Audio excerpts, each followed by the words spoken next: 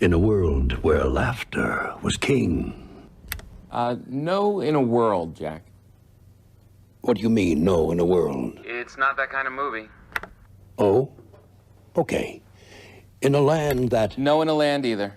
In a time... I don't think so. In a land before time. It's about a comedian, Jack. One man. No. When your life is no longer your own. What does that mean? When everything you know is wrong. That's wrong. In an outpost. No. On the edge of space. There's no space. A girl. No. Two girls. No. Now. No. More than ever. Stop it. A renegade cop. I hate you. A robot renegade cop. You're fired. You're fired. No, you're actually fired. I'm fired. Get out of the booth, Jack. No, I like it in here. This is Truth Frequency Radio. The wicked ones obviously under heavy Masonic influence.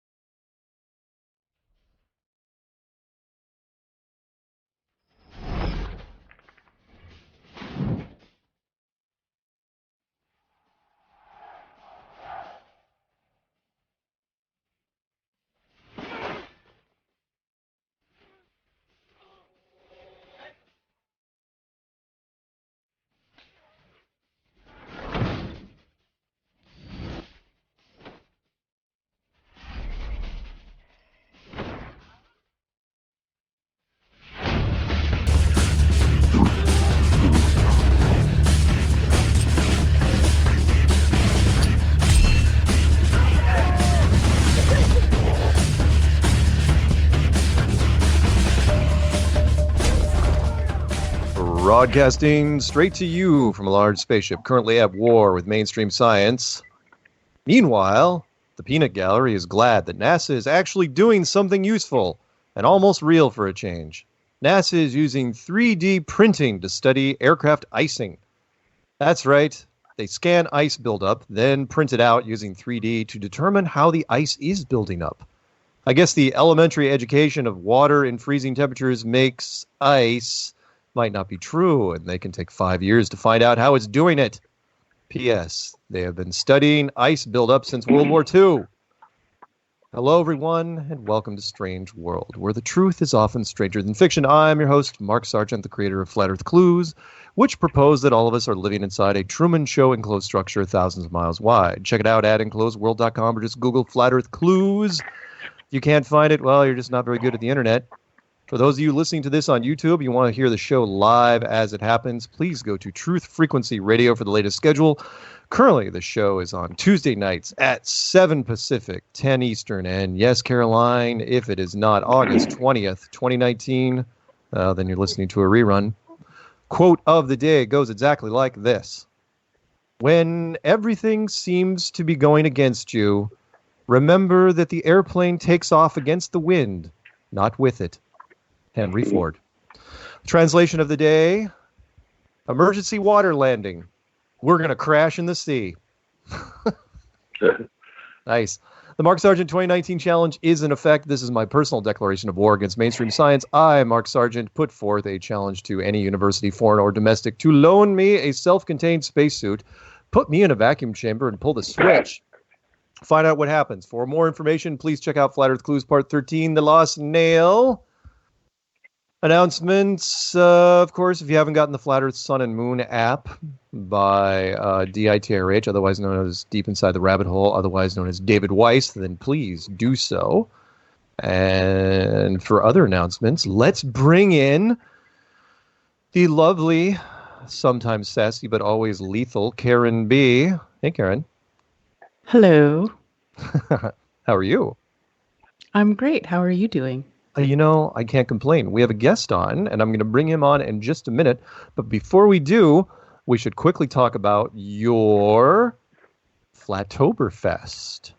Yes, Flattoberfest, October 20th, 2019 in Greenville, South Carolina at the Firmament, featuring Rob Skiba, Mark Sargent, Bob Nodell, Joshua Swift from Authentic Intent, 2 Flat Earth bands, and you can go to flattoberfest.com for details and to purchase tickets.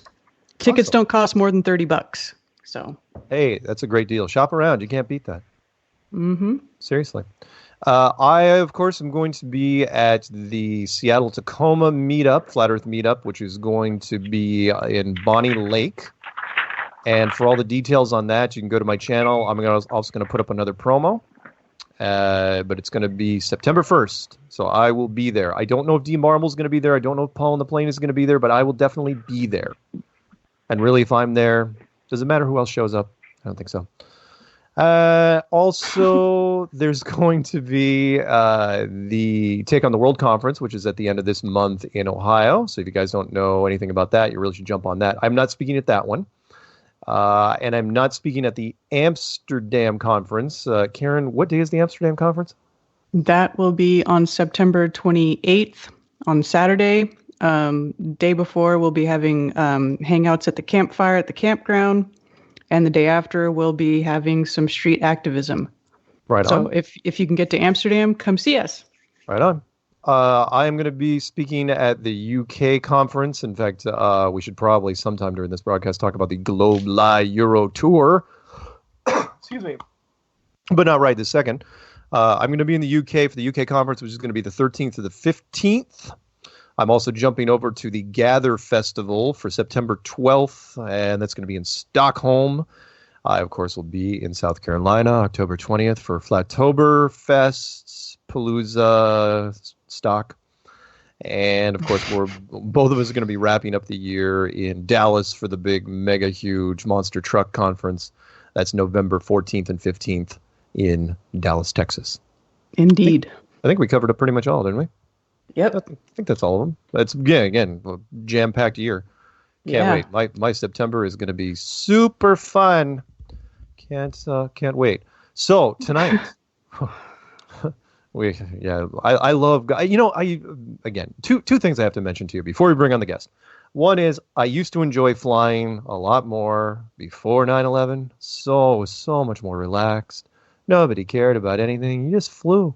Hey, man, you need a steak knife to cut that? Yeah, you got one? Here's two. They didn't care. Now... I got pulled out of line because I had a freaking brass shoehorn, really classy and like a really nice monogrammed brass shoehorn. I still have it in my closet now. I don't take it with me anywhere because they pulled me out of line. They're like holding it up, staring at it, scanning it with lasers, dogs sniffing it. It's awful.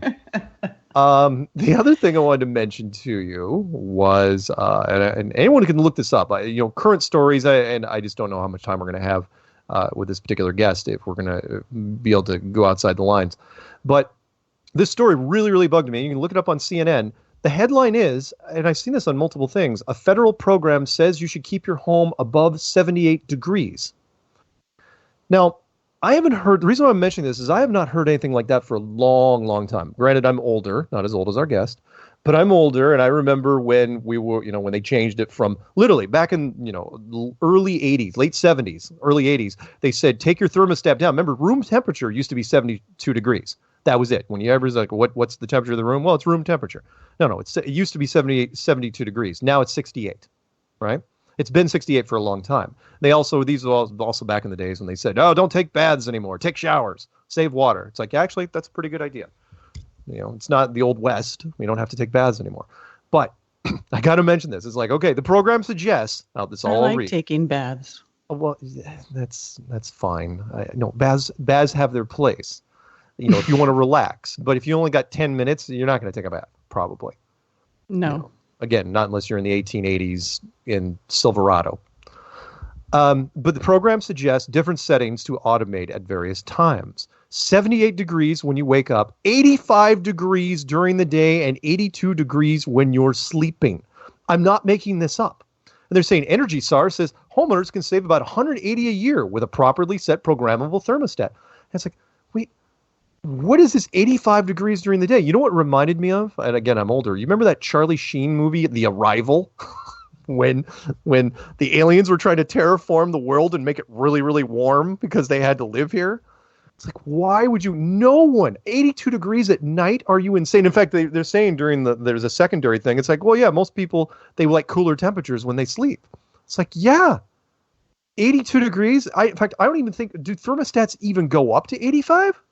Oh my God. I wouldn't know. I've never attempted to do that. Seriously. I mean, it's like, yeah, why don't you take your car to 9,000 RPM, see what happens there? 85 degrees during the day. Meanwhile, your kids, it's like a freaking hot yoga session. It's just awful. So anyway, I can't wait till the comments come out. I mean, hopefully this thing just gets shot down into a million pieces. All right, that's it. That was my little rant. So, and Peanut Gallery says, I enjoyed it. That's because you're weird, Peanut Gallery. All right.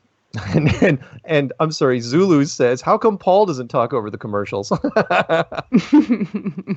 Because commercials don't own us. We own them. All right. With that, let's bring in our guest. Okay, I'm just going to introduce him. I don't know this guy very well.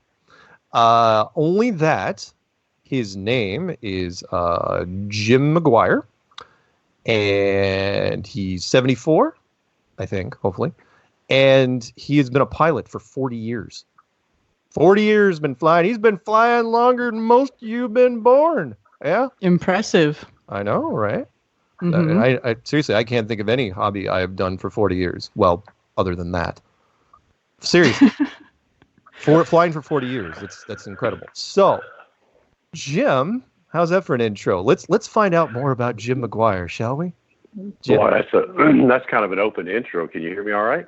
I can hear you. Good. So, and I know it's going to be late for you, and I know that you don't. I don't know if we've got you for all 4 segments, but I'd like to know. Okay, let's talk about one, how you got into flying and what you've been doing for the last 4, in your flying career, and then we'll get into the flat Earth stuff. So, tell us how did you get into because obviously you love flying, and I've seen some of your pics. What got you into it? Well, it's kind of a fun thing, and I think it'll dovetail or segue into what we've been talking about. My dad was a fighter pilot in Burma in World War II, and I grew up going to air bases and air shows and stuff like that. And I can remember being a very confident 9-year-old and had this girlfriend, and I said, well, if we're going to get married, you're going to have to accept the fact that I'm going to be a pilot. I'll be gone a lot. And so I had this vision kind of being a pilot. And I didn't really give a lot of thought to it because I, like I said, just went with Dad. But when I turned 13, I started wearing glasses, and my dad said, "You'll never fly. You'll never be able to fly commercially." And so I kind of let myself be steered through junior high, high school, college, into a business curriculum, which I really didn't care for. And so that's kind of where I wound up in the business world and some different things. And when I turned 32 in 1978, there was some money came available through an inheritance of my wife and I just kind of threw it out to her. What would you think if I've always wanted to fly. What would you think if I jumped into it? So I literally started in May 1st of 1978 with no flight hours. And by December of 78, I was a flight instructor. Wow. And I worked at full time. We had the resources to do that. But my biggest opponent, and the reason I say this is because he's learning is standing kind of against the opinions of people. My dad was a wonderful man, but he did not want me to be a pilot. He kept, when I told him what I was doing, he said, "You're too old. You wear glasses. You don't have any military flying. You'll never make it." And, I got through all that stuff. And even, I tried one job, didn't work out. And finally, I went back to talk to him, and he started the same thing over, and he kind of added to it. He said, "You're too old. You don't. You wear glasses. You don't have military flight experience. You don't even have the right personality to be a pilot." And it's kind of bad when your dad tells you you're kind of lacking in the personality area. Anyway, what happened is I talked to a friend, and he said, "Don't give up." My father wanted to be a railroad engineer, and he never tried it. And the last thing he said before he died was, "I wonder what my life would have been like if." And I literally called the only person in Amarillo, Texas that had anything to do with flying. And he told me of a job. And within 2 days, I was hired. And within 6 months, I was flying for one of the top flight departments in the world. It was just that doors opened. And originally I started flying as a pipeline inspection pilot, which is kind of a gas because you get paid to be flying at 200 to 500 feet above the ground at 150 miles an hour. And, I actually got a picture of a 55 mile an hour speed limit sign through the windshield of my airplane because it was a part of Texas that was so far out there, you literally could set the camera on infinity, fly, and then when the thing came into my field of view, I snapped. I wouldn't look through the lens, but I had it on my shoulder. It was kind of fun. So I did pipeline inspection and got into corporate flying and jets, and then went into commuter flying for a while. And the last thing I finished up with was being a charter pilot in turboprops here in Virginia. And I did that until August 20th of 2017 when I came down with kind of a strange concoction of things going on, and I've recovered from them, but I'm just not going to be able to recover. I am almost 73, and so starting all over again. But that's kind of what I kind of got into practice of, with my dad. I love him. He's a good man, but he just constantly kept trying to turn me away from this. And finally, after I'd gotten on with that top flight department, he admitted, he said, I never had your courage to try it, because he got out of the military in 1967. And he said he heard that there were too many pilots, and so he never tried for it. He actually started flying when I did in 1978, but he was only able to fly for 3 years before he lost his medical. But if he had tried back in 1967, he could have flown for 15 years about. So wow. I guess I've gotten used to kind of taking the path less trodden. And it's not that I'm looking for that, but it's just, I had to do that with my dad. And like I said, I loved him and he was a good man. But being able to jump into that career at the very beginning was against all the things that he was involved in, that he wanted me involved in. So anyway, to the day he died, he wanted me to be an accountant, which is really funny because if you give me a column of figures, I can add it 3 times and get 3 different numbers. So, that's kind of the way it is with the figure. I do get my fuel calculations. I never had any problems with that. And it's really great. I made it literally like 39 years and 9 months before I had to step out of the cockpit. And it was a real honor. And I had a lot of fun times with it. And it was great to do that. I never lost an airplane or a passenger. I guess that's a good thing. So no crashes. And how many, if you had to, I know you may or may not know this, how many aircraft do you think you've flown over the years, different types? Not a great variety. I don't think any more than about 9 or 10, but they varied from like Cessna type or Piper aircraft to Citation 1, 2, and 3, Learjet, and things like that. So I've flown very low, and that will kind of come into our flat Earth thing. So I've flown very low. So I've been flying pipeline off the Gulf of Mexico, Corpus Christi, and stuff like that. So I'm right on the Gulf at 200 feet, and then I've been as high as I think 41 or 43,000 feet in the jets, and so that kind of gives you kind of a little bit of experience. And we did. I used to do air shows with people, bring in warbirds, help bringing them into an air show. You can go to a museum, and I would go approach a museum and say, hey, if I can get the appearance fee for your airplane, will you let me take it to the New Orleans Air Show? And then I get a sponsor for it. So you kind of get a win-win-win situation where you get an airplane showing up at a show that wouldn't be there.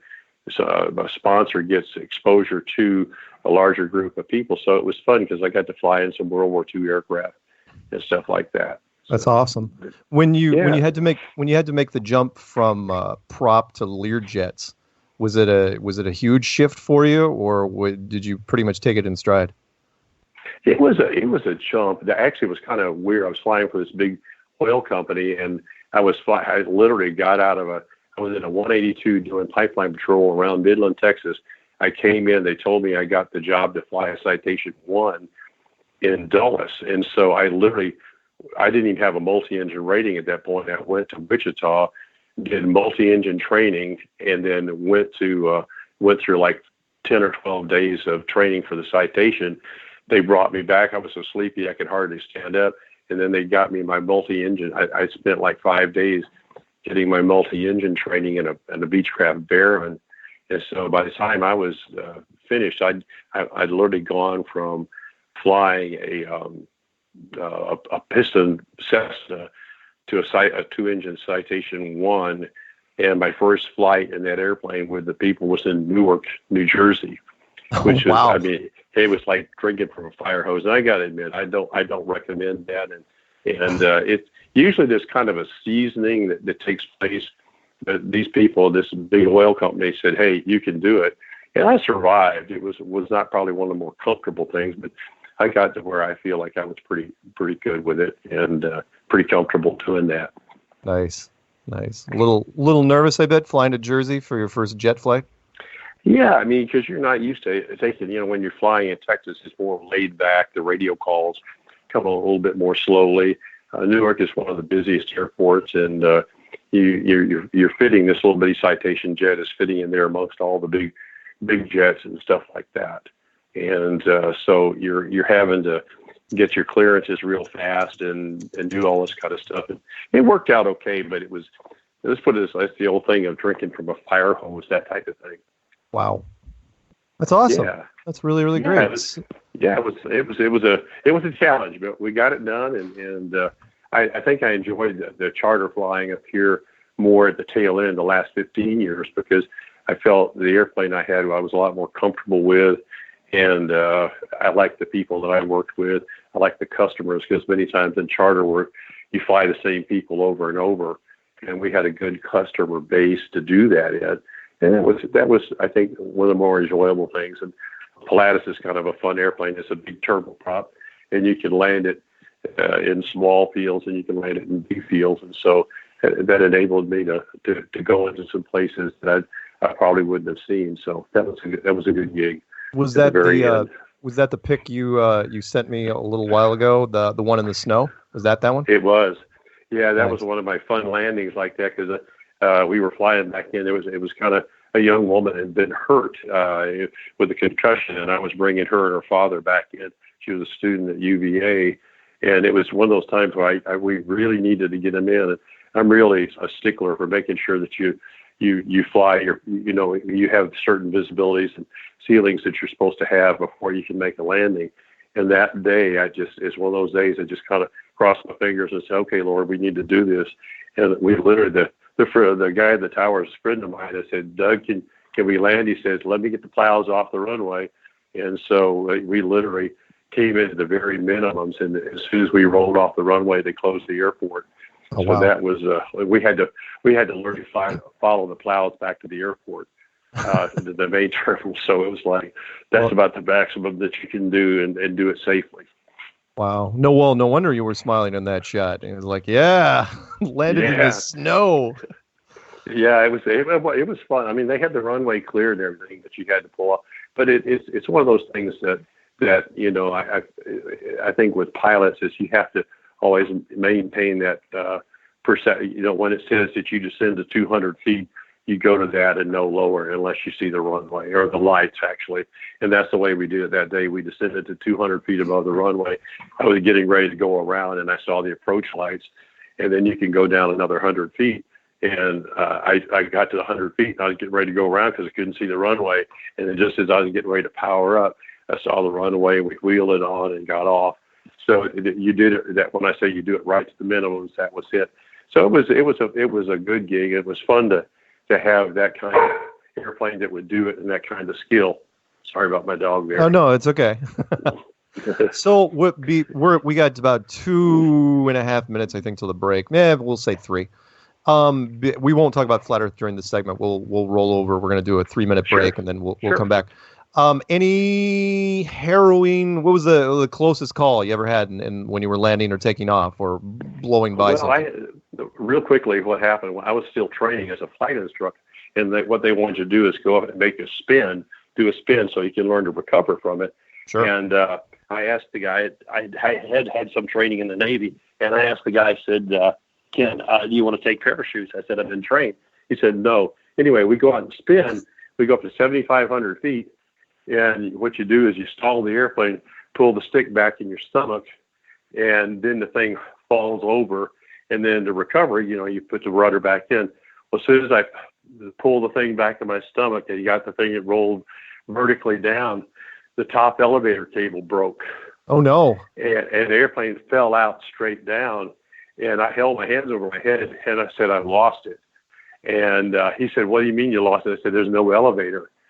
And I can remember reading something in a horror movie where the airplane had gotten back by using the trim, which is an override system there. Yeah. And I pulled that, and we literally fell from 7,500 feet to 900 feet before we got level. And so it was one of those things where, it was really kind of funny because I didn't really feel fear at that point. I wonder what they're going to tell my wife. It's just kind of a weird thing. It's just like, because I just had my second daughter at that point, so it would have been a bad time.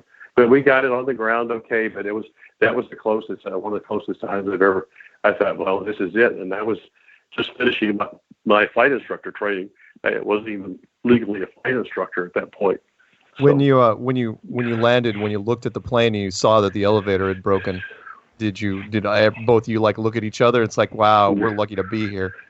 Yeah, well, what it was the actual cable. You know how a battery cable will get in a car, will get that little powder on it. Yeah. And the control cable ran through tubes going right below the battery case, and the vapors from the battery got in there, and they actually had a recall on that, or what they call an AD, which is equivalent of a recall, to make sure that the airplanes, other airplanes would be inspected better. Because if we'd been another 500 or 1,000 feet lower, we'd have died. It hit the ground. We couldn't have pulled. There would not have been enough room to pull out. Wow. So it gets your attention. No doubt. All right. So what we're going to do is we are going to go to a break. And then when we come back, you and I and the lovely Karen B. We'll talk about how you got to contact me and how you got into the whole flat Earth thing and where we go from there. All right? That sounds great. We'll see you in a Wonderful. minute. Karen, do you concur? I absolutely concur. Perfect. I can't wait to hear more. Well, awesome. Thank you. He's your guy. Did you get the picture I sent of him? I did. Oh, perfect. All right, that's music. So we'll be back in 3 minutes. No, go on.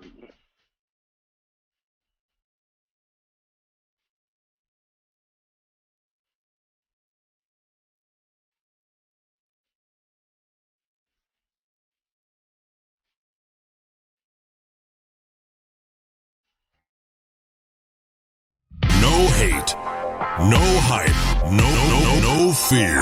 We are TFR. Frequency Radio.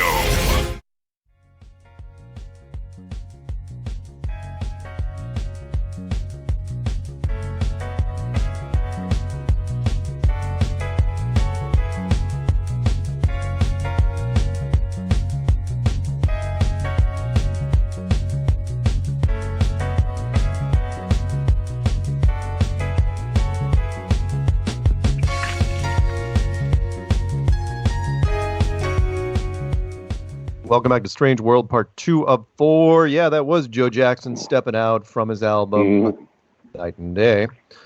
On the phone with us, and Karen B, of course, on the phone with us is Jim. Wait, did I say McGuire? It's McGuire, right? Yeah. There you go. He's 73, not 74. He's been a pilot for 40 years. Mm-hmm. And we were just talking about all the planes you were flying and what you've been doing for the last 40 years. So, how in the world did you get to the point where you contacted me?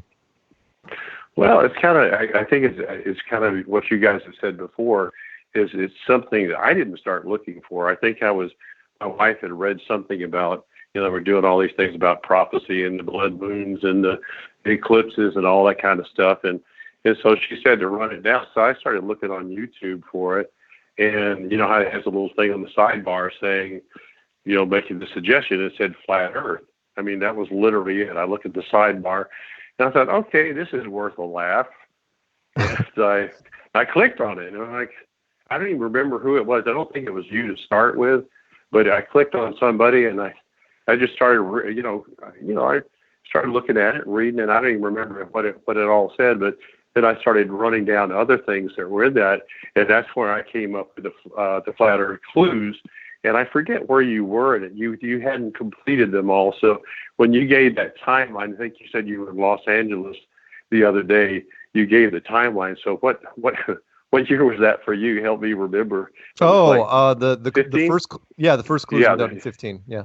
Yeah, 15. So you were still finishing up the whole thing with the Flat Earth clues.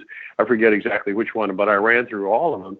And, again, I wasn't in any way derogatory, but I thought, hey, this is kind of fascinating. But I started listening to it and started looking at it and considering what was said. And I started thinking, wait a minute, this isn't silly. This is something completely different from what I have been exposed to. And so I think I ran into Jaron and then several of the other people and started, where they talk about all the places that you can see and that you shouldn't be able to see. And I started thinking, wait a minute, that's really true. And, of course, as a pilot, whether I'm standing on the seashore or I'm 200 feet beside Corpus Christi or I'm at 41,000 feet, the horizon is always, right dead center in the middle. Mm-hmm. And there's no changing of that, no matter what altitude I'm at. And so I began kind of looking at it myself. When I would fly the turboprop, I'd be looking around and saying, this really isn't.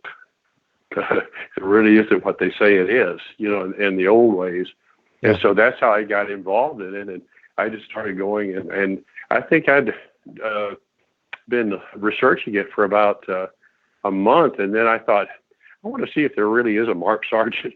And so I called you up, and I'm sure my name faded into the past because I've talked to you a couple of times, just briefly about what's going on. And I think I talked on the show one time, and you were asking about the things that I observed from the cockpit and things like that. So that's really how I got into it. And so I just keep rooting around and looking for new stuff and that kind of, trying to find out some more data. I mean, I think I told you the other day, when I first started looking at this, if I saw a picture of the flat earth, my mind would tell me that's not correct. And I'd look at the globe and I think that's correct. Well, now after about 6 months to a year, when I see a globe, I think that's not correct. And I see the flat earth, I go, that's correct. So, sure. So anyway, well, go ahead. What I was going to say was, so I got to ask because, I see this with different academics, but pilots, they're told, I've talked to other pilots, as you know, and and I want to ask you the same thing. It's like, look, you're trained. Pilots say, when we look out the cockpit, we see an absolute flat world. But it can't be. But it can't be flat. It's got to be a globe because we've been told it's a globe our whole life. So there's this paradox. And I say, don't you want to look into it a little deeper? And they say, well, if you're flying, if you're doing, most of the time, if you're doing, I don't know, I'm not going to necessarily charter, but like commercial flights, because all you're really worried about is getting your passengers from point A to point B. And if you make it, nobody dies. Hey, that's great, fantastic. But as a pilot, did you find it was more difficult because, again, you're one of the few people that are actually flying above the surface on a regular basis? Did you find that mentally it was tougher to get your head around the concept? No, I think once, like I said, it was a little bit of a transition there. Like I said, I don't remember exactly when, somewhere 6-9 months after being introduced to it, because as I looked at it's like what I was saying a little bit earlier about my career, is that, you get to the point where you're going to go with what your gut tells you and your eyes tell you, or you're going to go with what people tell you. And you have to ask yourself, the people that are telling you something, what do they get out of it?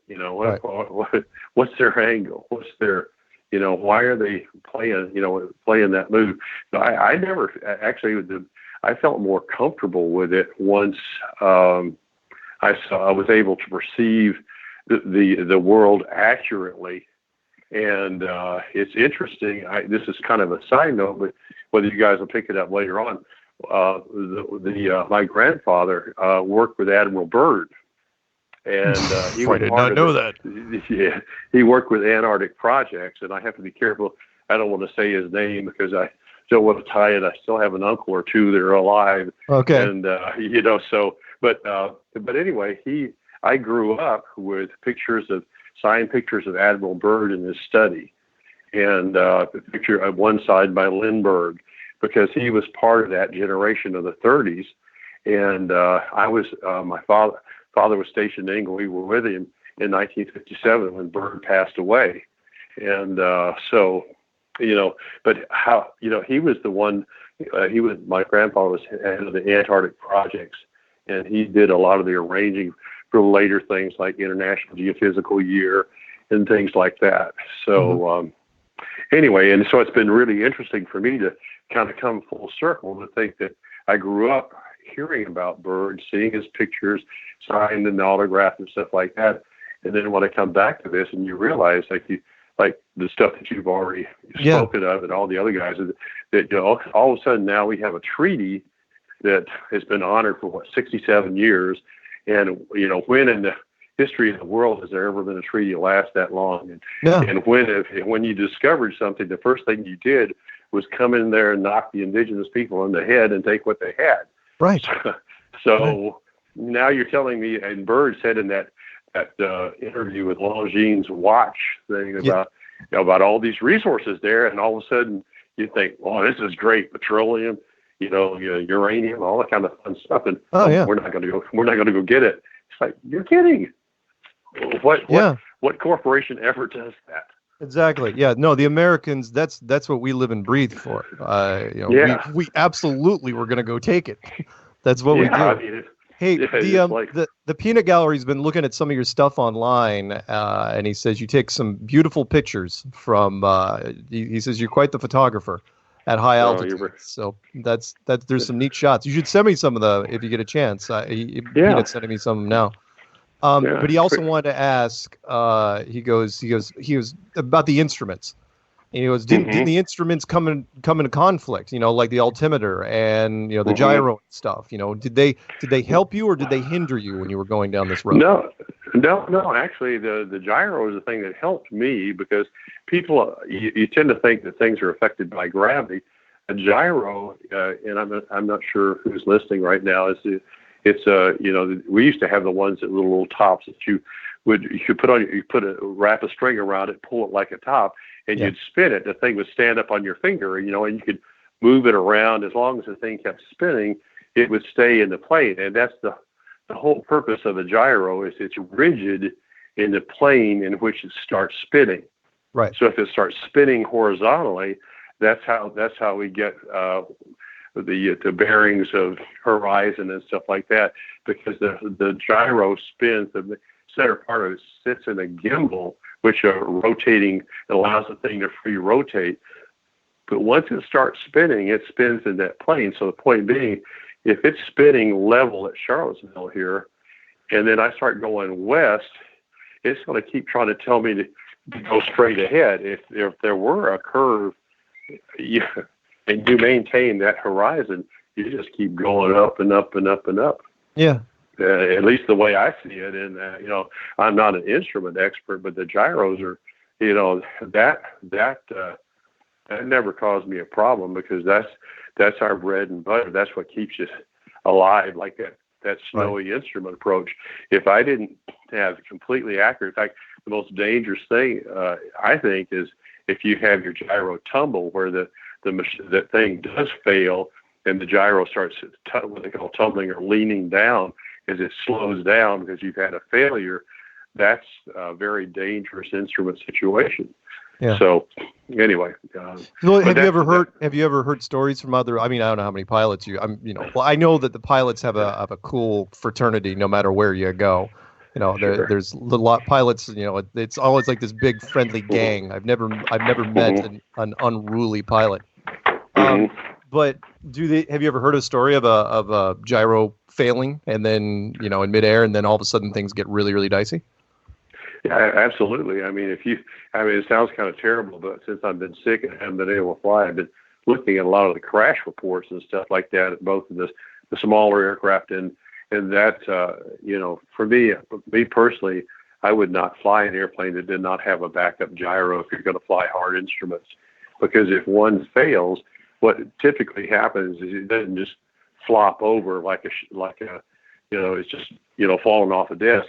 It starts leaning over. It starts gradually leaning over, and so you have to be looking at all your instruments, and they'll start telling you there's an inconsistency.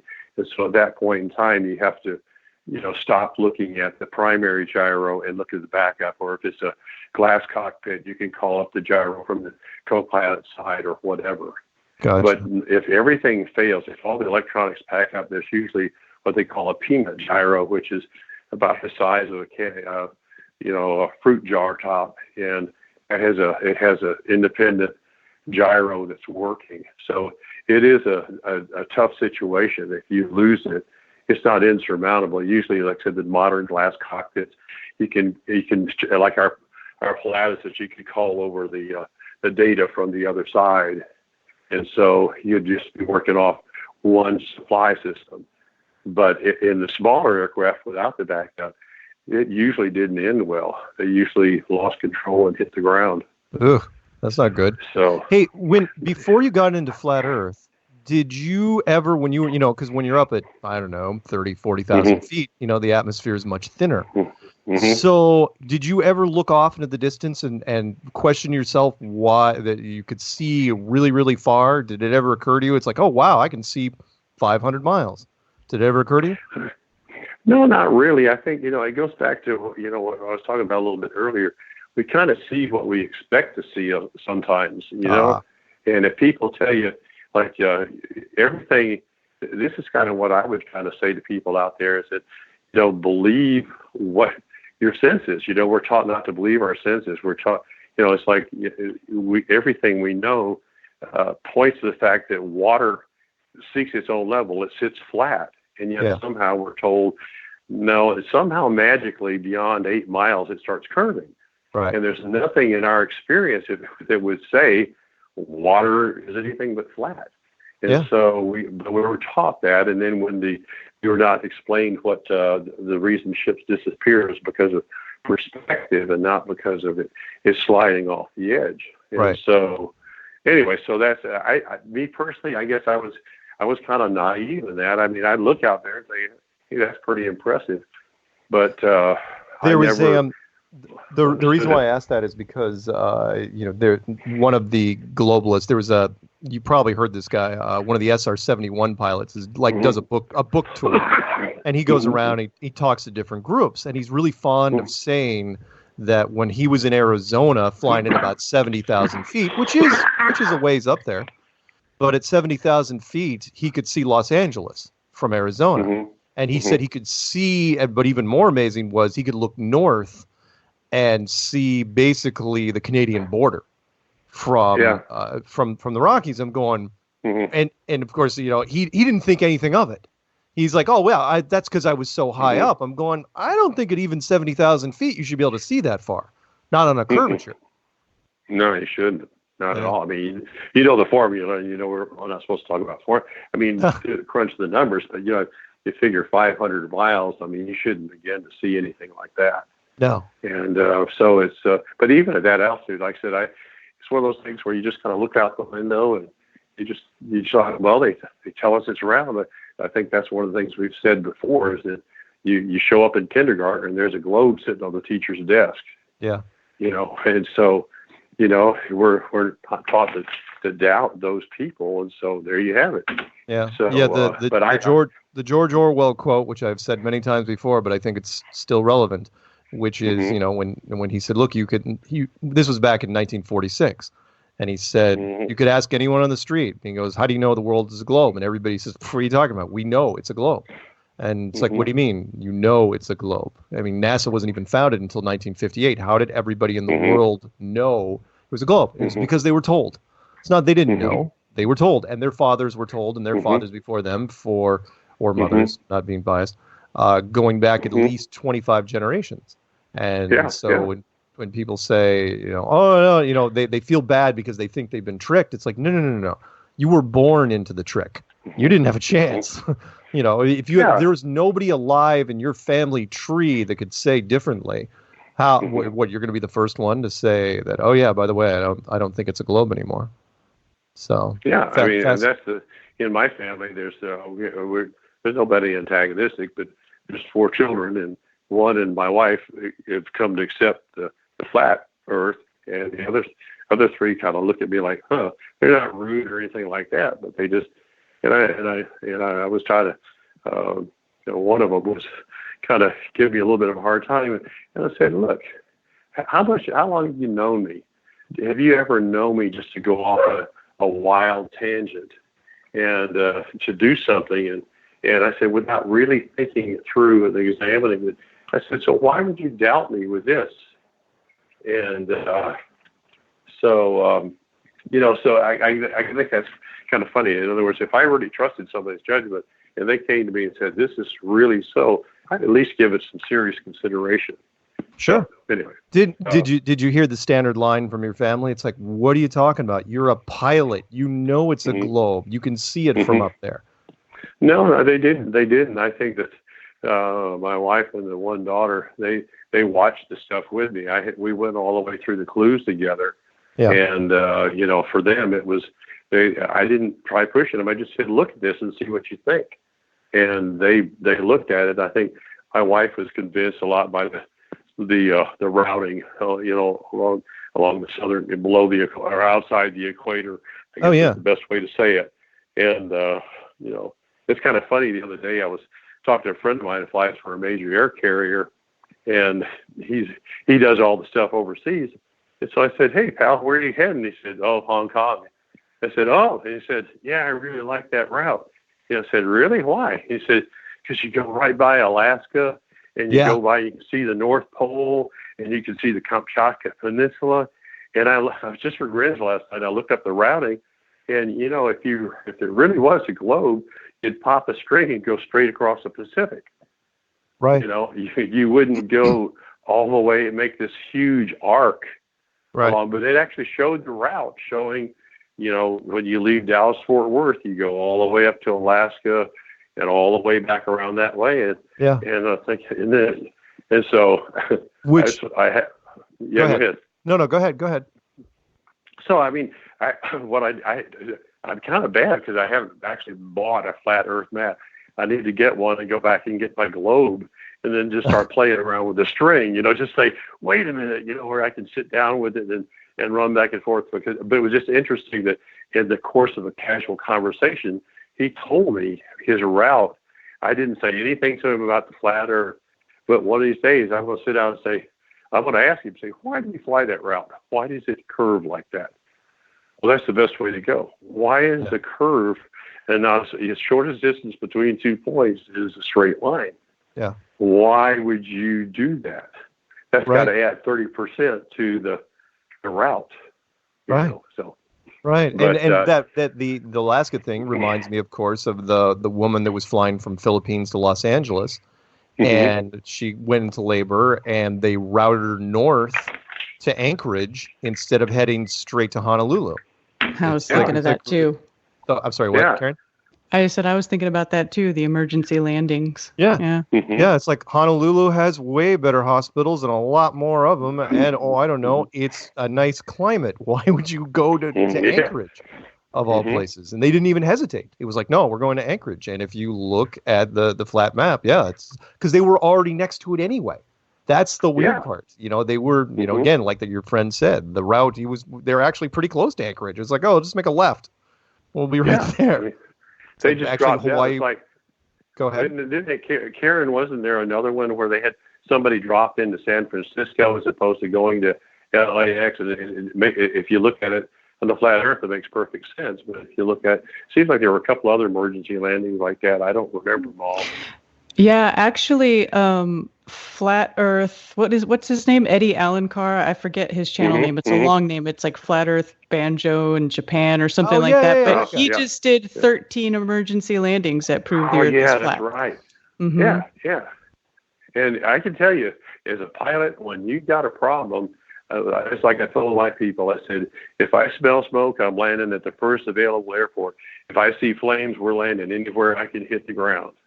And so when you have an emergency of that big nature. You don't just go wandering around and say, you go to the most direct point you can to get the job done. Right. Mm-hmm. Which also reminds me of, what I talked about in the clues and other people that have done it, which is, talking about the routes of, we'll say outside the equator, right? Well, let's call it the Southern Hemisphere just because people know, right? Yeah. Which is why there are so few nonstops and why most of the connections are just so far out of the way. I mean, why would any connection go to north of the equator and then come back down, doubling the distance? Every pilot has told me the same thing. All they care about is fuel, because fuel is money. Absolutely. It's like there's no reason for that. And I also didn't know, and I only got to find this out through social media, that if you land and nobody comes on, you don't take on or drop off passengers, you're just there to refuel, technically it can be classified as a nonstop. And I only knew this from people that have posted. It's like, oh yeah, we're going on our honeymoon and we landed at this little island for refueling. And there was like no terminal there. It was literally just a fuel depot. And it's like, and technically their tickets, and they showed the tickets, said a nonstop. I go, okay, that's a good little tricky way of doing it. Yeah. Yeah. Like South Africa to Australia, or no, South Africa to Dubai, and then they stop in no, they India. stop in Is Dubai. that the one? The South or Africa. Is it South Africa? There's a lot of stuff that go through Dubai. That go. I'm totally north picturing Dubai. Dubai is a big one. Yeah. Yeah. Or going from South America to Africa, and it's going through, or South America to Australia, but it goes through Houston, and it goes through San Francisco, and it's like, and it's a straight shot. And I know, in fact, I just got this argument with a debate with someone just a couple hours ago, where they were saying, well, yeah, but there's some nonstops. And I go, yeah, there may be some nonstops. Maybe there's a jet stream issue we don't know about. Maybe there is a map issue we don't know about. But it stunned me that so few people even cared about the fact that 95% of the flights in the Southern Hemisphere were multiple connections. To where I even had a corporate travel agent from the Southern Hemisphere contact me, and they said, you have no idea how hard it is to book flights down here for people, because it doesn't matter. There are some capital cities. It doesn't matter if you walk up with $10,000. There are some capital cities you cannot get nonstops for. And she goes, that should be impossible. She goes, in the Northern Hemisphere, you can always get nonstops. It's just how much money you want to pay. Right. She goes, that is not the case in the Southern Hemisphere. It's completely overlooked because most of the population is in the inner ring. It's in the inner circle. So, anyway. Yeah, no, it's fine. I think we threw it out once, and I don't have the accuracy to do it, but you talk about Amelia Earhart disappearing. Oh yeah. And you can't help but think that if she was thinking the distances were going to be 2/3 what it was. No way in the world you could even know what kind of heading to hold in that situation as a pilot. Because part of what we did was dead reckoning. If you don't have any way of knowing what the winds are, what the direction you're going, and especially if it's the spread out of the area beyond the equator, I don't see how in the world you could hit. You'd be hard pushed to hit Australia like that, but let alone this little bitty Howland Islands. I mean, I don't know if anybody'd ever. The only way you could kind of figure it out would be to sit there and pop a string and figure out what was her heading going out of her last takeoff spot, and then pop a string, and then what's her fuel, and somewhere out there. I know. I feel we got 30 seconds to the break, but I got to get this in. I feel bad for her because what probably happened. She's like looking out in the horizon. She's going, I don't see it. I don't see it. She's like looking down at her map going, what the hell did I do wrong? This is not that hard of a thing to do. And she's like, and all of a sudden she realizes she has to ditch. And it's like, oh, she's like, and her last thought was probably, where did I screw this up? How did I screw this up? Because I'm sure, she was a hell of a pilot. Anyway, we're going to come back. You willing to stay with us for one more segment, Jim? I am. I'm good. All right. Awesome. Good. All right. We're going to come back in 3 minutes, and and maybe we'll even open up the phone line since there's a few people out there willing to. So the phone number is 213-233-3998. We'll be back in 3. It seems to me so strange. Check wallet for his name. His face is in the muck. I think his zipper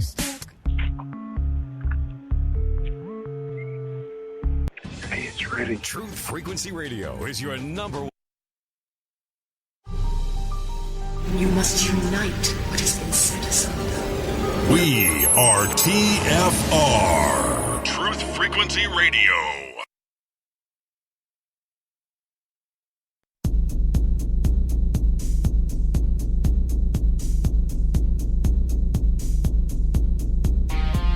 Major Kong. Major Kong.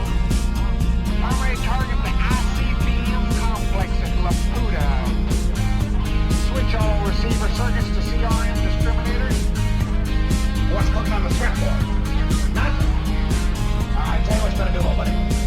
You better give Elmo and Charlie a flash, man. Bump everything up to condition ready. Stand by the floor on your back.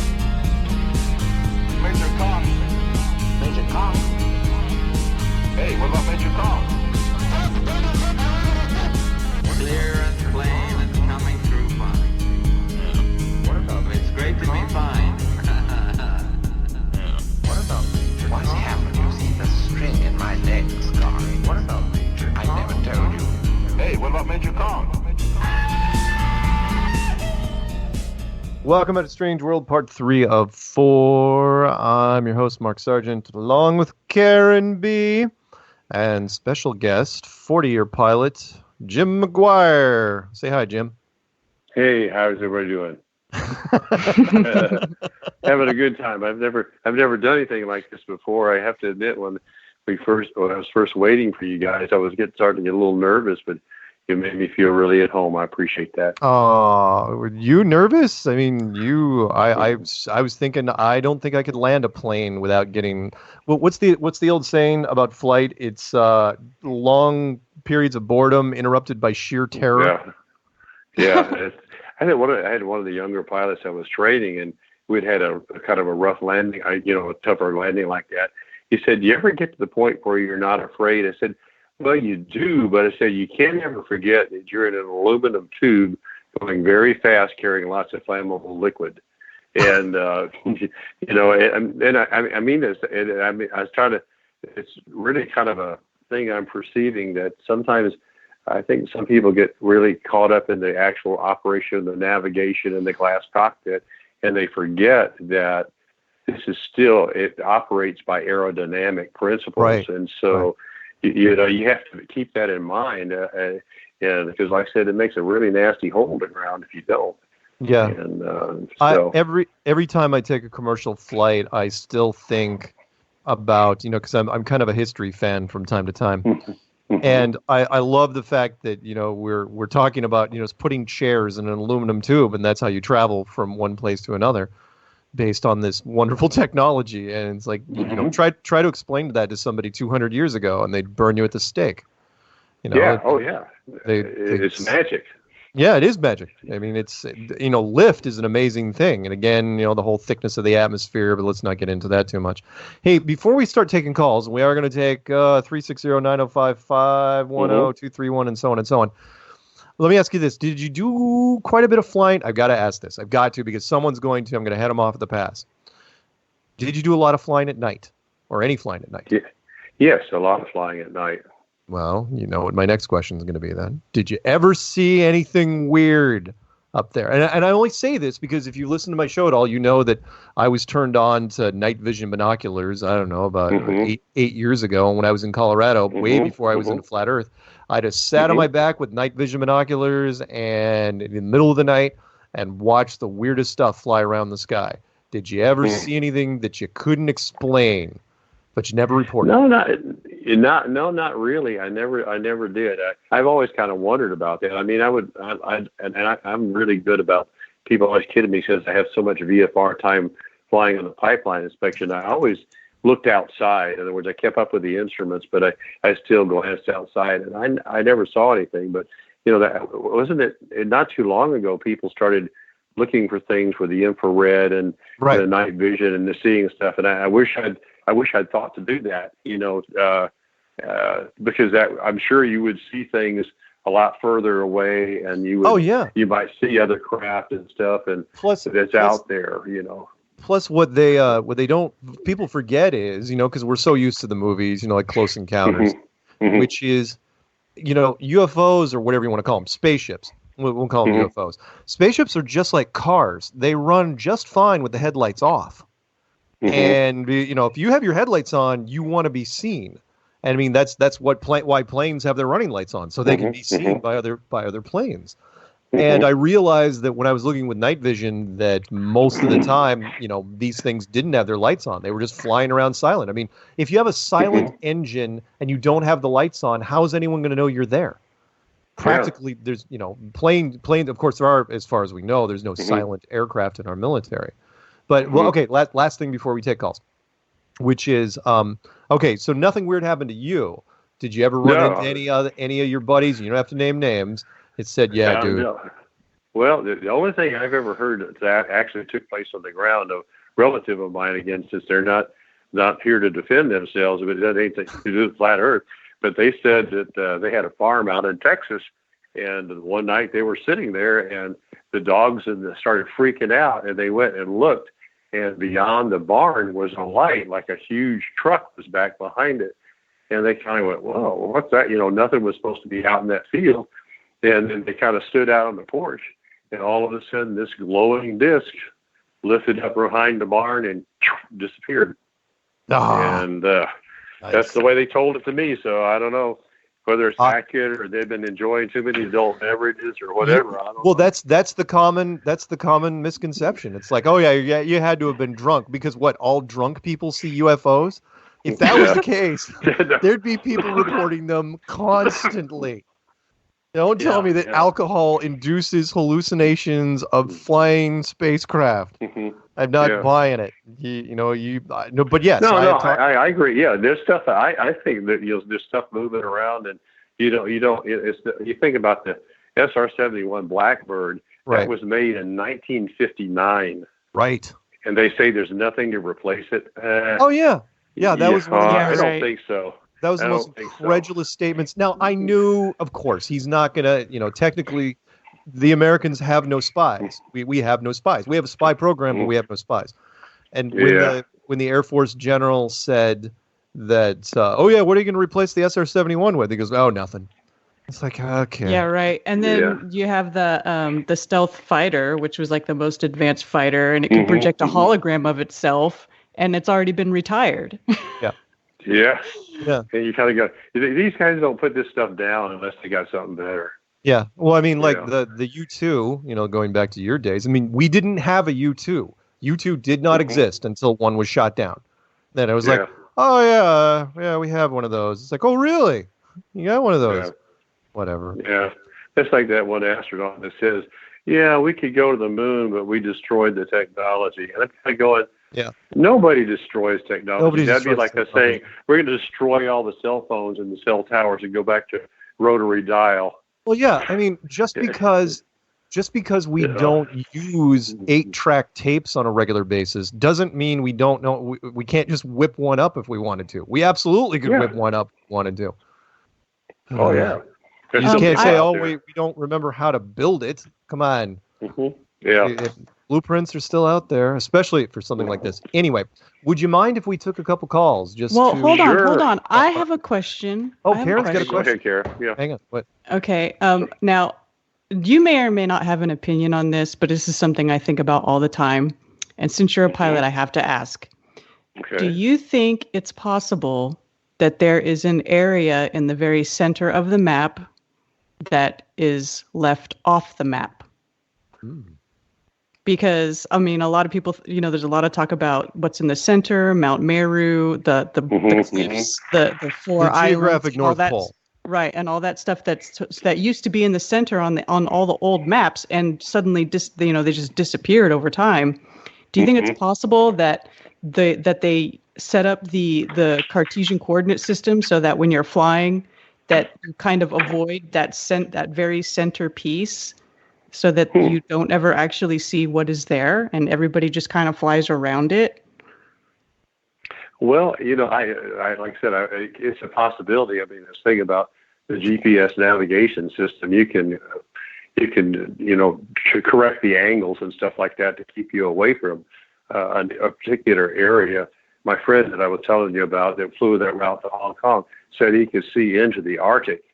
Now, how far toward the actual center of the map, I don't know.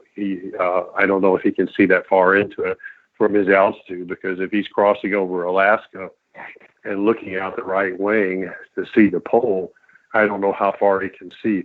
I've never heard of it. I have to admit, my flight experience has been primarily in this country, Canada, and the Caribbean. So once you get into the polar regions, I don't have any real experience, and I haven't ever heard anybody say that. But, it's kind of like the sources of our information. If they've been lying to us about a lot of other stuff, at that point in time, it almost makes everything suspect, I think, anyway. So, yeah. So, yeah, but exactly. sorry, I couldn't answer that, but I've never flown in the polar regions. My grandfather flew in those areas in the Arctic and the Antarctic, but I've never flown into those areas at all. So sorry I couldn't help you with that. Oh, that's okay. Who knows what's out there? Yeah, had to ask. It's good. Well, that's all right. Anything else, Karen? No, that was it.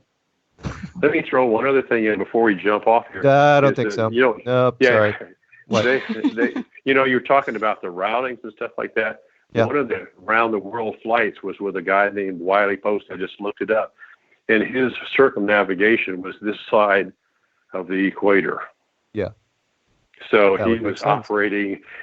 operating with a lot better.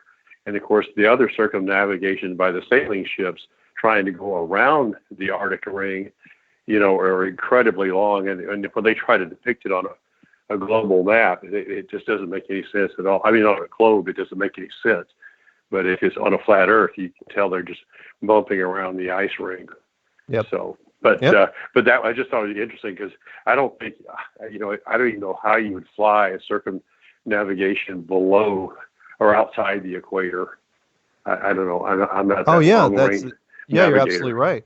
In fact, it was something that I put it out there. If you had the money, you could do it with one ship and one plane. You just park a ship within visual distance of the Antarctic coastline, and then you have a plane take off. You basically have to bypass GPS and bypass your compass readings and just do visual range of the Antarctic coastline, and either make a big left-hand turn or a big right-hand turn, and eventually you'll cross that boat.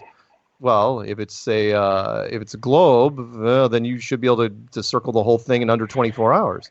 You'd have to have the fuel to pull it off, but Sure. But if not, you will have to refuel at some point. Yeah, I mean, they have, there were a couple of B-52 bombers that did round-the-world flights, and I didn't pull those up, so I don't know what the depicted routing was. But Wiley Post, who did this in the 30s, and he did the thing all inside the equator area. Sure. So Sure. So that's why he could pull it off. All right. Yeah. So Well, anyway. tell you what, we got roughly 13 minutes still left in this segment. Let's grab a couple calls. This one's been waiting for 74 minutes. Yep, that's how dedicated. Bless her. Yeah, well, sure enough. Again, that's how manic our listeners are. Oh, There we go. good. 360, you're on with Mark and Karen and Jim. What's up? Well, I mean, if anyone is going to be told that they're manic, it's definitely me. So it's Dottie. Hi, Dottie. Hi. Oh, man. What's So, Dottie, I imagine I get to see you down in during the Seattle-Tacoma meetup, which is coming up in a couple weeks. Oh, I would not miss the chance to harass you. That's for fantastic. Sure. So, Can't tell you how much I'm looking forward to that. well, see, when I called in a few weeks ago, and that's when I found out about the meetup, you were on the fence about going, but then you heard that I was on the fence too, and then you confirmed just to make sure that I would confirm. So it's really your fault. So These are the stories you tell yourself when you go to sleep at night, that I waited for you to confirm before I said I was going? Wow. You have a teddy bear named Mark, don't you? Don't you? Mm-hmm. It's not Hey, thanks, Jim.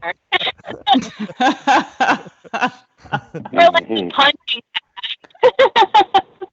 So what's in your mind, Dottie?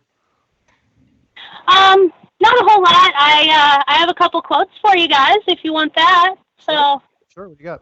okay, awesome. We'll do the lovely lady first. So, I ain't afraid to love a man. I ain't afraid to shoot him either. That's from your counterpart, Annie Lee. That's for you, Karen. I love it.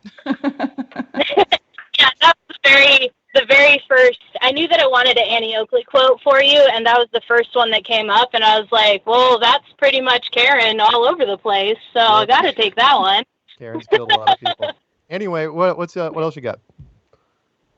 For your guest tonight, there's no reason to become alarmed, and we hope you'll enjoy the rest of your flight. By the way, is there anyone on board who knows how to fly a plane? That's from. There you go. Good. Which I'm way too young to know that movie, by the way. Oh, Just FYI. that's probably from Airplane 1, not Airplane 2. So, yeah.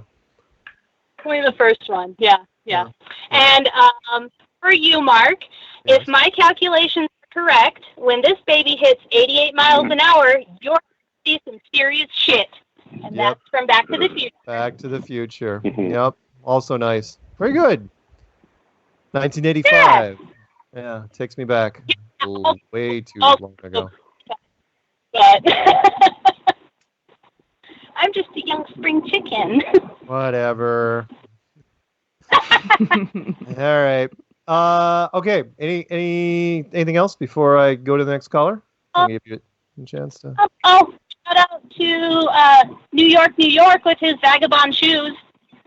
Well, excellent, because he is on the board. He's down a ways, but we will get to him. Probably not till the next segment, but we'll get to him.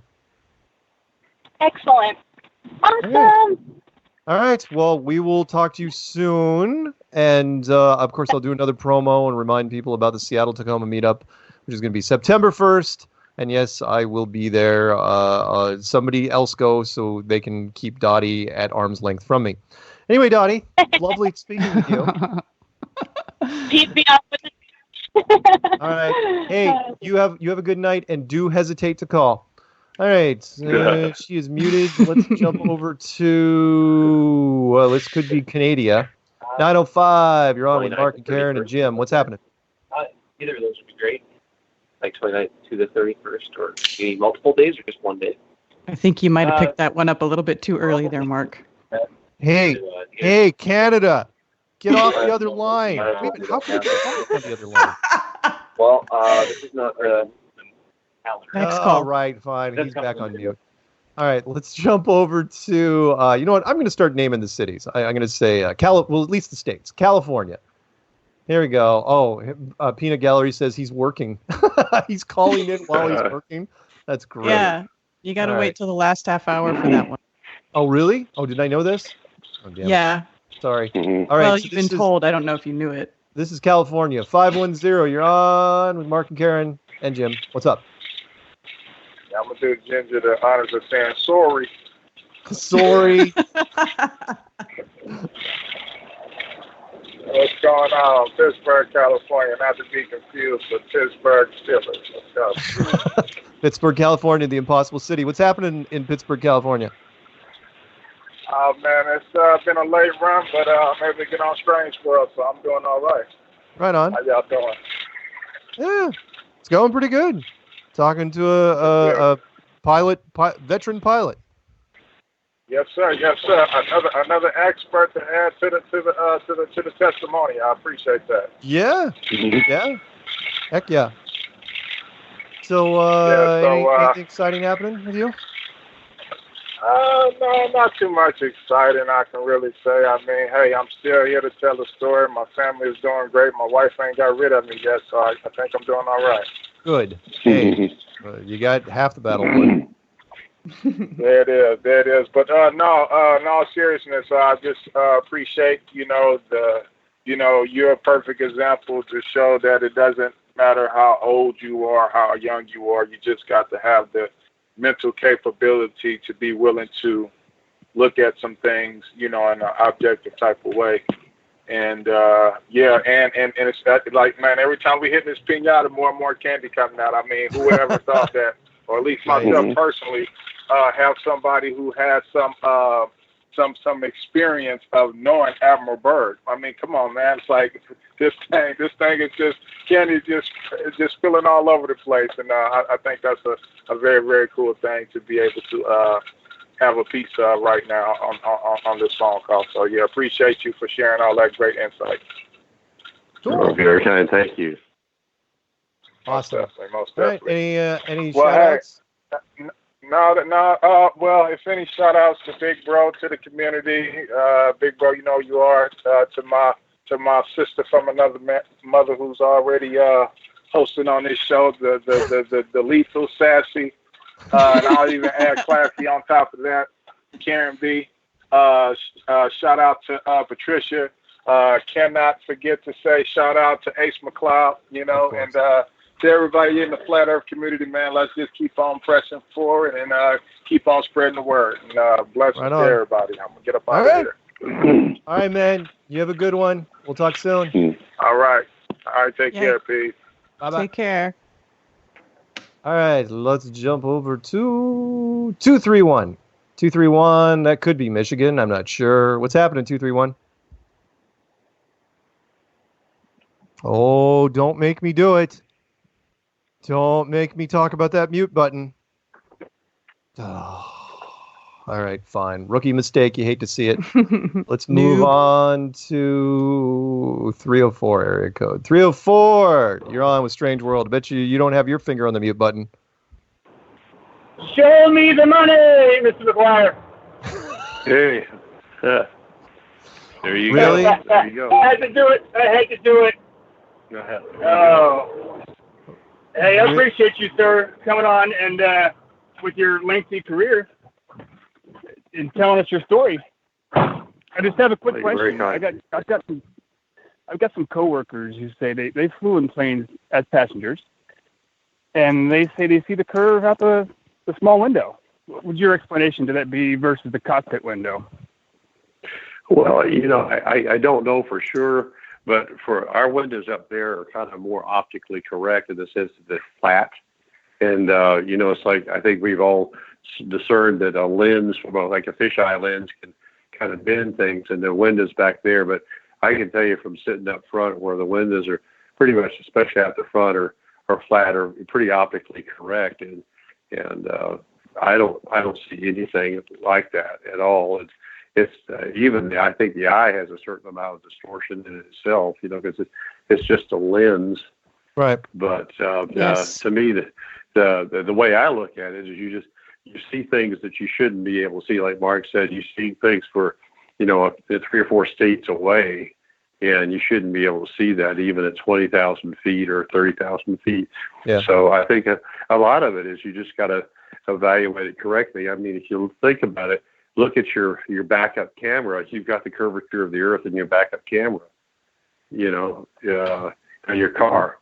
So if you look out the back, so you have to be careful what you say you see, because it might seem to kind of curve down to the ends. But the challenge I put out to people, I say, I don't care if you see it from a balloon or from a mountaintop or an airplane or the beach, and that is, if you think you see the curve, take a shot of it, put it on your laptop, tell me if the curve's still there, and if it is, send me the image, and I will quit Flat Earth tomorrow.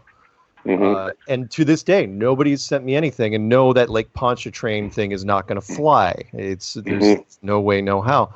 But of course, the biggest thing is the psychological impact, which is, it's not that you see the curve, you want to see the curve.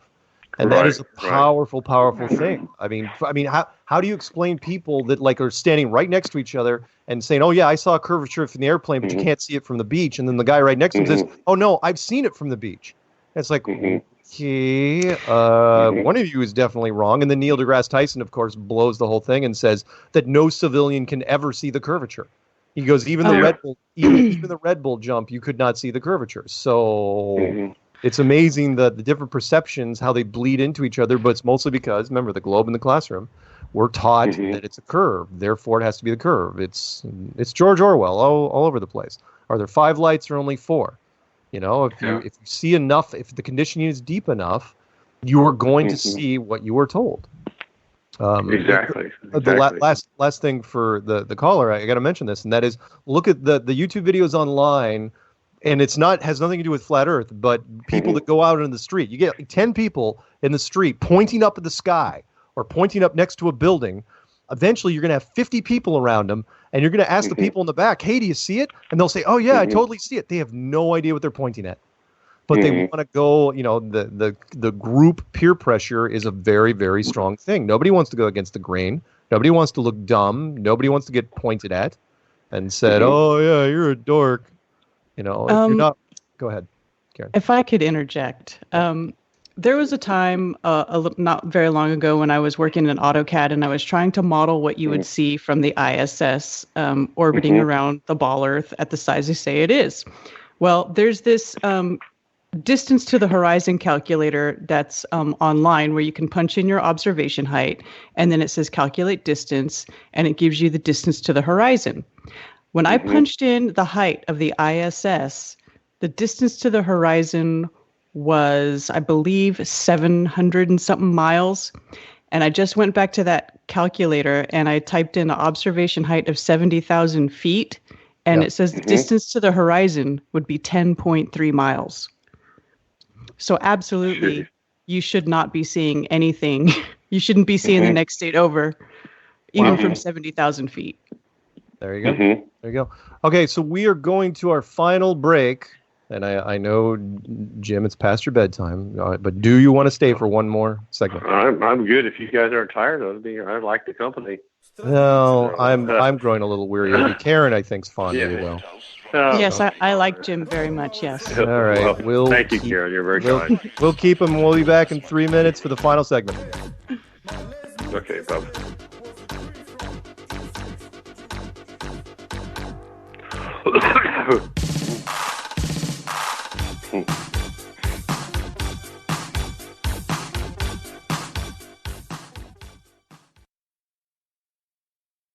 You're listening to the Truth Frequency Radio Network. No hate, no hype, no fear.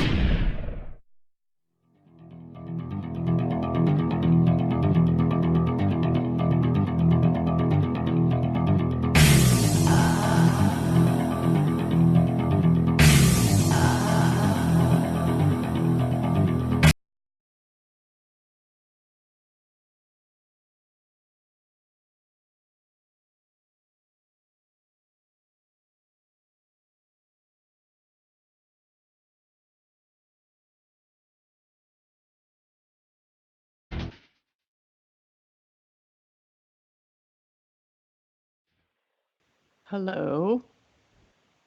Are we back? Mark's on mute. Oh, Rookie. So, you know what? I muted so I could cough, and this is why. Take notes, kids. Never hit your freaking mute button. Oh, it's so frustrating. Don't feel bad. I did mine too, but I was staring right at it, so I'd remember to click it back on. So I never hit the mute button just for that reason, and that's why I get distracted, and then next thing you know, Can I throw out one more thing from an airplane point of I view? don't think so. What? Yeah, I was going to just kind of bounce this off. You talk about doing the space suit and the chamber and stuff like that, and one of the things that pilots of pressurized aircraft are afraid of is a decompression. And, at 40,000 feet, if I remember right, the time of what they call the TUC, time of useful consciousness, is about 8 seconds. If you can't get your mask on and get breathing, high pressure air, you're pretty well done. And I guess the reason I was going to kind of just throw this in is that I forget which one of the astronauts was talking about the lunar lander had a shell thickness of 3 thicknesses of tinfoil. And I can tell you, as one who has flown a number of pressurized airplanes like our Pilatus, had a pressure differential between the inside and outside of 6 pounds per square inch. So and that is a very thick hull, reinforced, especially designed. And the idea of thinking that you can take something as thin as a couple sheets of tinfoil and pressure it up with a 14 psi differential to me is just that's just not even Oh yeah, reasonable. I had a guy come back at me during the last interview, and he was reading straight from the NASA specs, saying that they didn't inflate the suits very much, and therefore there's not that much of a pressure difference on the moon. And I'm going, what are you talking about? I go, this argument's going to go nowhere, because you're just going to say there isn't the only reason the suit works is because there isn't a pressure difference, and I'm going to say it's a lie because there absolutely is a huge pressure difference, and it's not that hard. And plus, the argument I also threw at him, which was, and you can attest to this in an airplane, and that is only airplanes all directions at once, and that is if you're in a building and the floor above you is a vacuum chamber and you have a cork in the ceiling and you pull it, what do you think is going to happen? All the air is going to, it's going to rush up there. And my argument is, okay, why didn't gravity keep it downstairs? And then I say, well, that's the point. I go, well, because why didn't gravity, if gravity didn't keep it downstairs in that little chamber, then how is gravity keeping the entire atmosphere, which is free flowing, from flying off into space? And his argument was, well, that space isn't really truly a vacuum. And it's like, whoa. It's like you're going against just about every term, it's not slang, but every casual term we threw out there. It's called the vacuum of space for a reason. Sorry. Anyway. Yeah. So, I mean, it wasn't, I forget the dimensions of that vacuum chamber. Is up in Maryland? And they say that it's got 6 feet of concrete and then 1 foot of steel to hold that kind of thing. And if you see these railroad cars that they collapse with a 4 psi difference, and this huge thick thing just collapses like a beer can. Oh yeah. And that's what I'm saying. That's what doesn't make sense about all this stuff, and that's why I guess that's what I have learned even as an older man, is just say, wait a minute, you guys are telling me this stuff, and it's like, no, that's not right. I mean, it's like me telling you I can go out and change my own flat tire on my car by lifting up the back end of the car with one hand and using the lug wrench with the other. That's physically impossible. Right. And that anyway. So that I just didn't know but that's one of the things that I did have experience in, and I did have a windshield start to pull out on me, and it scared the heck out of me, because I knew if the thing blew out, that would be bad news. Yeah, yeah. I mean, the last thing, and then we'll pick up a call, which is you're talking about, like, the ISS is using the same materials that you use on a common commercial aircraft, aluminum and a lot of plastic. And I'm sorry, a commercial aircraft or anything that's flying over 30,000 feet is not rated for space. It's not. There's only, and you can say, and I know we don't have any great examples because a plane, you don't have enough, plane cannot get up that high. But at the same time, it's like you're just pushing it. Your airliners are only 8 pounds per. Like the Pilatus is a lower altitude turboprop, but it's around 8.5 inches for like the main airliners and stuff like that. So that's still half of what the 14.7 at sea level that you would have to have. Yeah. So, anyway, you know what? Let's a little bit of wisdom. No, it's good. It's good. Let's pick up this one. It's 845. You know what that means. Start spreading the news. I'm leaving today. I want to be a part of it. New York, New York. That's what I'm talking about. Yeah, hello there. Oh, sorry. Vagabond shoes. Sorry. Nice recovery. Yeah, vagabond shoes. Oh, man. How you guys doing tonight? Good. How are you? Good. Great show. Loving it. Oh, man. I'm loving listening to you, Jim. I got to ask, when you go up now, is it a whole new world? And you're looking out and you're like, wait a minute, this doesn't make sense. Yeah, it is. I haven't flown now in 2 years, but I had already made the conversion, so to speak, before that. And so it's just, I really did look out the window and go, yep, this is right. This is the way it is, and not the curve. And so my mind had my cognitive dissonance had kind of evaporated at that point. Nice. Awesome. Hey, I actually have two quotes. One for you, Zulu, from the Peanut Gallery, and then one for the guest, which I forgot, and now I'm getting yelled at in chat.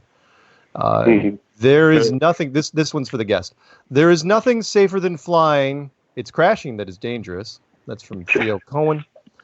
And the one for Zulu is airplane travel is nature's way of making you look like your passport photo. What? You look like your passport photo? Nice. And you know who said that? That was Al Gore, and he's not exactly known for humor. So, there you go. Crazy. Hey, I gotta say, Mark, really, rookie mistake. Wow. Oh my God! The thing is, I was talking the whole time. That was the worst part. I was going into it. Yeah, we're back. Blah blah blah. And then I hear Karen go, "Hello." It's like nuts. By the way, I have to correct myself really quick. The distance to the horizon calculator, if you punch in the height of the ISS, I use 250 miles. From the ISS, you can only see 1,429.7 miles. Okay. Max. Got it. Okay. But 70,000 feet's got to be more than 10 miles, right? 10.3 miles. 70,000 feet said 10.3 miles. 10.3 miles to the horizon? Yes. Oh no! I mean, at 20,000 feet, you can see way beyond that. Punch it in again, Karen. I think. Wait. Let me see. Okay, 1-7. Seriously. Okay, I'm sorry. 324 miles. Yeah, a little more. little bit more. I must have forgot a zero. Wait, did I forget a zero before? Let me. No, see. That's good. No, even 324 miles though, that's not. Wait, it's weird because I didn't. Oh. See, Karen, that's why I was never an accountant. My dad wanted me to be an accountant. I do stuff like that all the time. See. Yeah, we had to correct that one. Otherwise, the trolls are going to be all over it. Yeah. Okay. Like so 10 miles. Yeah, 70,000 feet. You should see 324 miles, but that's still a heck of a long shot from Arizona. I don't. Well, it's definitely not up the entire Rocky Mountain range. I know that. Right. So. Anyway. Anything else, Zulu? Anything else? No, I'll make it quick. I have a quote for Jim. Okay. Okay, go ahead. All right. There are old pilots and there are bold pilots, but few old pilots. Ooh. And there you go. Actually, it sounds kind of funny. I used that with a lady, an older grandmother type, was bringing me her teenage grandson. She said, "You are a safe pilot." And I actually said that same thing to her. I said, "Ma'am, they're old pilots and they're bold pilots. And I'm over 60. And I said, I'm still flying and I do it the right way." So she's right. So I actually have used that line to comfort a passenger in the past. I said, I didn't get to be this age flying by doing stupid stuff. Really? Was she like, right? She was like wagging her finger at you, going, "You better get me there." Yeah, you're right. I'll give you what for. Yeah, right? Yeah, I'll give you a 4. That's funny. I got that quote from the movie The Black Hole from 1979. Wrote nice.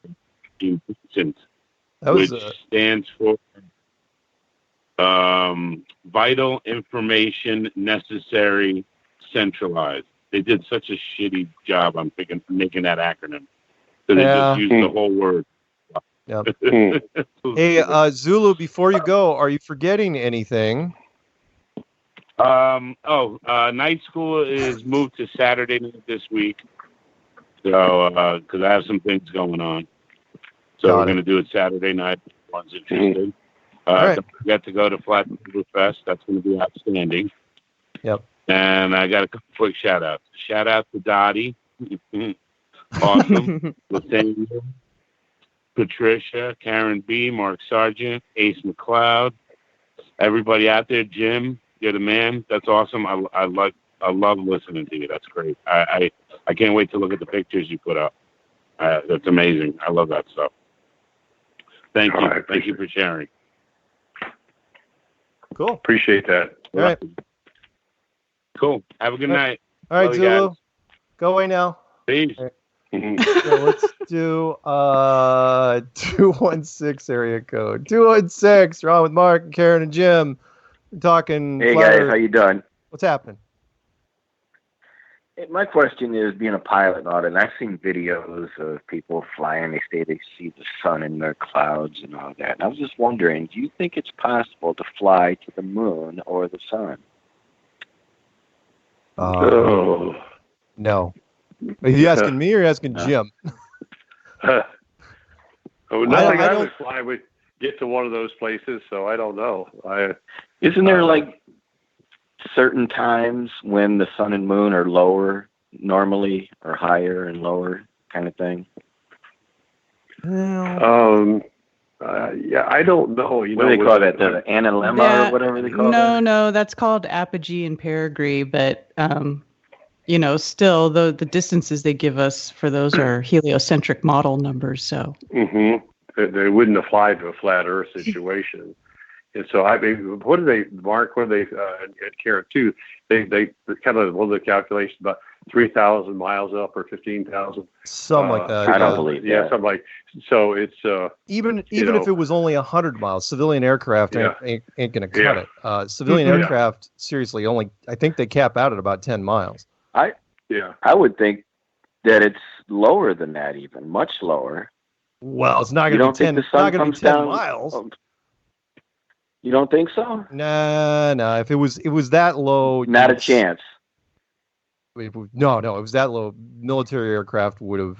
Well, I mean, again, we don't have military reports, but civilian aircraft. So I'm saying would be slated to go way. Their ceiling would be way lower than what it is now. Though it is weird though, because when I flew to Hungary and back, did a lot of that flying at night, and the moon was out the window, and I just thought it was really weird because when we were on the ground, the moon was, I had to look up to see the moon, but then we were flying, I was just looking out the window and the moon looked like it was like eye level. And it just stayed there pretty much the whole time. And I remember staring at that for a long time, trying to reconcile that in my mind, and I couldn't. It's pretty weird. Yeah. When I look at some of these videos, I tend to think that the sun and moon are much smaller and lower. Sure. Well, they're definitely much smaller. I just don't know as far as lower. I don't know how low they could be. We just don't know. Why would you be so adamant about 10 miles and say, nah, it's not, no way? Well, because most commercial air traffic are flying really close to that. Well, close enough. Well, 5 miles, that's just halfway. It's. I mean, if a lot of commercial traffic is around 35,000 feet, roughly. Some going in. I used to hear, and Jim can confirm or deny this. I used to hear that a lot of flights were over. Of course, this is back in my UFO days. That back in the day, that there were a lot of flights that were over 40,000 feet, and then they took them down under 40,000 feet because they said weird things happened over 40,000 feet. Do you have any? Did you ever hear anything about this? Yeah, it seems like they're running lower, and excuse me, the height of the airplane. You get more radiation the higher you go. Well, maybe. You might have something. I mean, don't know. But have you ever seen that video? The guy they're in the cockpit of the plane and looking down at what looks like where the cloud, where it looks like the sun is at least a couple thousand feet below the clouds. Well, I mean, like right there at where the clouds top off at. It's like I've seen it. It's a cool video. I don't know what's happening in it. I'm not gonna put a stamp on it and say, "Oh my God, the sun's right there." I mean, it could be something optical that's an optical anomaly we don't know about. Well, usually that's it's the exposure of the camera. It's the exposure because the sun is so bright and the camera is trying to compensate for that. So if the thicker clouds are going to block the sun, the thinner clouds, the sun is going to overexpose and completely show them out. And that's why it looks like the sun is in the clouds. And then also there's other video of stuff that I've seen where somebody's recording the sun with the camera and they're recording it behind power lines. Well, the power lines disappear, but we know that they're there. So it's hard to judge. The one video where you got the camera going up like 21,000 or 21 miles or whatever, and it's like right even with the sun there. That's very believable. But I was just wondering if you ever got any lower than that. Don't know yet. I haven't seen anything, but at the same time, it doesn't hurt us. I love the videos because it gives people something to think about. But at the same time, I'm definitely not going to say, oh yeah, the sun's sitting around 50,000 feet or less. Not on a regular basis. But at the same time, again, remember, one of my main arguments is, why is the eclipse shadow so small? Why is the blackout zone only 70 miles wide when on a 2,000 mile wide object? When we say that's pretty much what we think how wide the sun could be.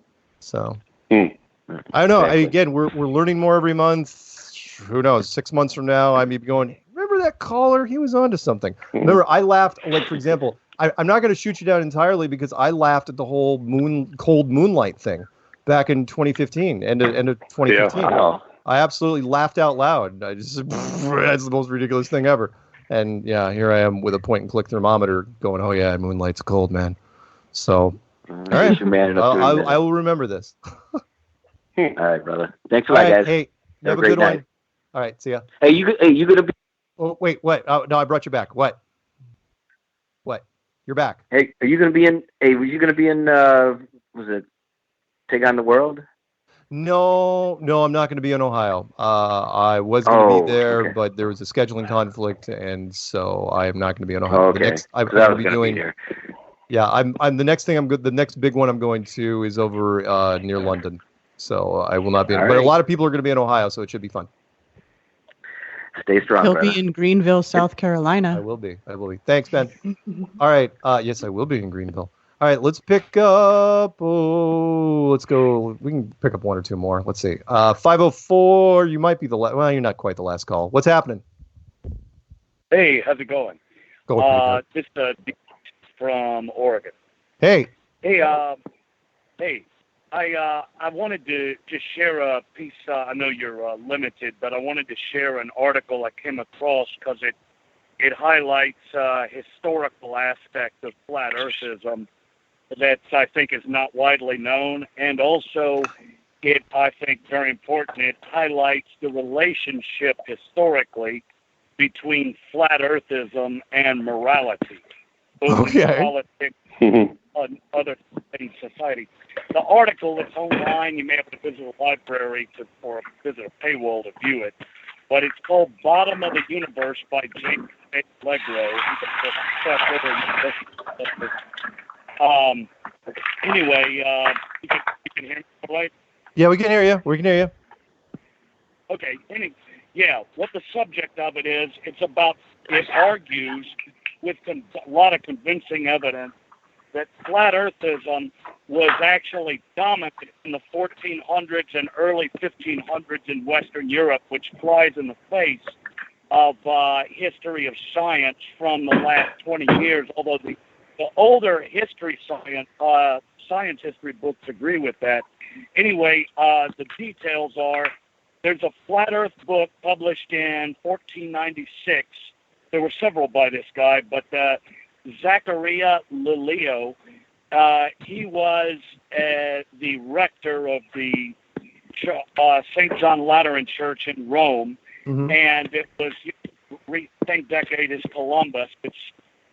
There's another major figure, Tostatus, who was a predecessor of him. He was in the Inquisition in Spain in the 1400s. He was both Tostatus and he was something like a mentor to Lilio. Both of these, the first thing, they were opposed to colonialism. They were both flat earth. The contra antipodes, or against the antipodes, is the name of Lilio's book. But they were opposed to colonialism, and like Bartolomeo de las Casas, the famous historian who was a bishop, who wrote a history of Mexico and early Spanish colonialism, sympathetic to indigenous peoples and against colonialism. And they were in sympathy with this. And also Savonarola, the biggest human rights activist in Europe in the 1490s, an Italian, who was martyred by Pope Alexander VI who was the Pope at that time during Columbus and all, and the financier of Michelangelo, because he criticized him on his human rights and other stuff and the corruption in the church. He had him put to death through burning. And so Savonarola was friends personally with Lelio, who had a network of people in the. So you see, within the Roman Catholic Church, two different trends that were very opposed.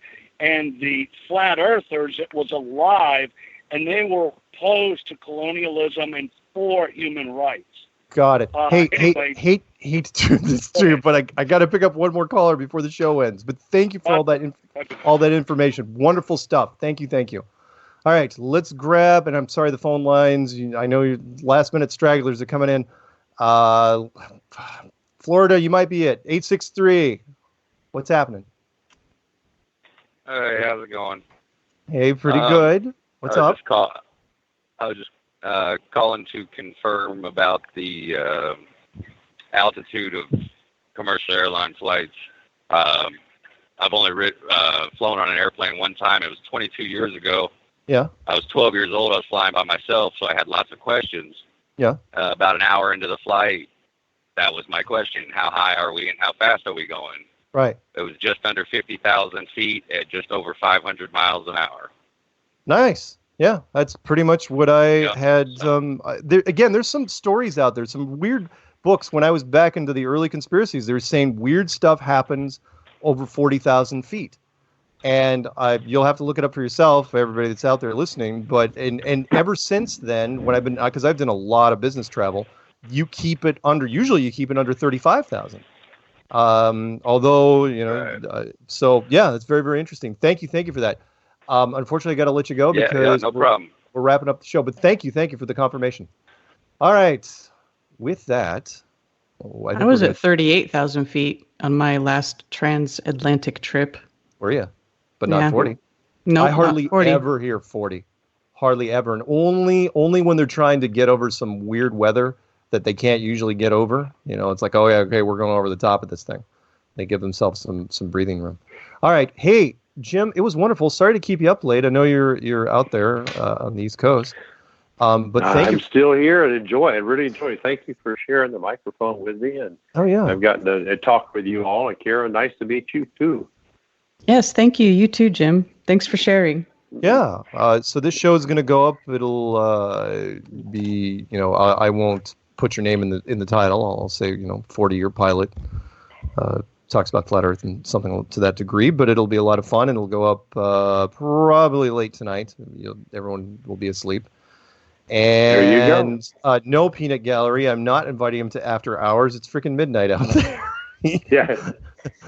No, that would be great. You guys have a wonderful time. And all right. Like I said, if we get share some more, and I look forward to catching up with you guys when I can. Okay. All right. Hey, you have a good one, and get well. Okay. We'll do it. Good night all right. now. All right, night, man. Yes, take care. Good night, Karen. Bye-bye. All right, and Karen, I think that's pretty much it for us. We'll resume this next week, and we'll talk more about the upcoming meetup and your conference and all the other conferences and the great things that are happening in Flat Earth. And of course, next week I promise we'll get more into the UK Globe Lie Euro Tour. That's yes, indeed. Hey, that's music. That's it. Oh, right on cue. Yeah. Back next week, same flat time, same flat channel. Night, everybody. Sweet dreams. Oh yeah, and hot sex.